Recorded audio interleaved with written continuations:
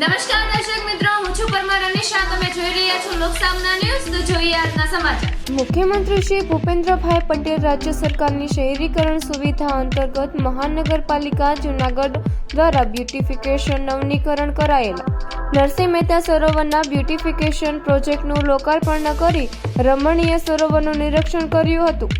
વર્ષો પછી જૂનાગઢને એક નવું નજરાણું મળ્યું છે. આ સરોવર જળ સંગ્રહની સાથે તેની સૌંદર્યતાને લીધે એક અગાવી ઓળખ ધરાવે છે, જેને રાજ્ય સરકારની યોજના અંતર્ગત નવા રંગરૂપ આપવામાં આવ્યા છે. મુખ્યમંત્રી શ્રી ભૂપેન્દ્રભાઈ પટેલે 215 કરોડથી વધુના પ્રોજેક્ટનું લોકાર્પણ ખાતમુહૂર્તના મુખ્ય કાર્યક્રમ પૂર્વ જૂનાગઢ શહેરની મધ્યમાં આવેલ નરસિંહ મહેતા સરોવરની મુલાકાત લીધી હતી. મુખ્યમંત્રીશ્રીએ સૌ પ્રથમ શહીદ સ્મારક ખાતે પુષ્પાંજલિ આપી દેશના શહીદો વીરોને પુષ્પાંજલિ આપી હતી. ત્યારબાદ મુખ્યમંત્રીશ્રીએ ભક્ત રવિ નરસિંહ મહેતાની પ્રતિમાને પુષ્પાંજલિ કરી વંદન કર્યા હતા.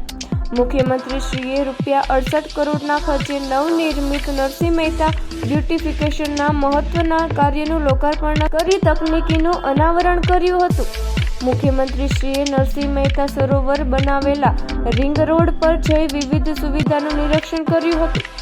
મુખ્યમંત્રીશ્રીએ અહીં અંદાજે ₹26 કરોડના ખર્ચે રાજ્ય સરકારની યોજના અંતર્ગત જૂનાગઢ મહાનગરપાલિકાના 9 આધુનિક ફાયર વાહનોનું પણ લોકાર્પણ કરી ફ્લેગ ઓફ આપી પ્રસ્થાન કરાવ્યું હતું.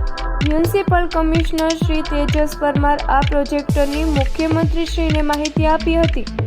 આ મુલાકાત દરમિયાન જિલ્લાના સહ પ્રભારી મંત્રી શ્રી કૌશિકભાઈ વેકરિયા, ધારાસભ્ય શ્રી સંજયભાઈ Kordia, mayor Shri Dharmeshbhai પોશિયા, deputy mayor આકાશ કટારા, જિલ્લા ભાજપ પ્રમુખ ચંદુભાઈ મકવાણા, શહેર ભાજપ પ્રમુખ ગૌરવભાઈ રૂપાલિયા, સ્ટેન્ડિંગ કમિટીના ચેરમેન પલ્લવીબેન ઠાકોર, પુનિતભાઈ શર્મા તેમજ મહાનગરપાલિકાના પદાધિકારીઓ, સંગઠનના પદાધિકારીઓ, કોર્પોરેટરશ્રીઓ તેમજ collector Shri Anilkumar Ranavasiya, DDO Shri SP Patel સહિતના અધિકારીઓ ઉપસ્થિત રહ્યા હતા. તો ફરી મળીશું એક નવા સમાચાર સાથે. ત્યાં સુધી જોતા રહો લોકસામના ન્યૂઝ.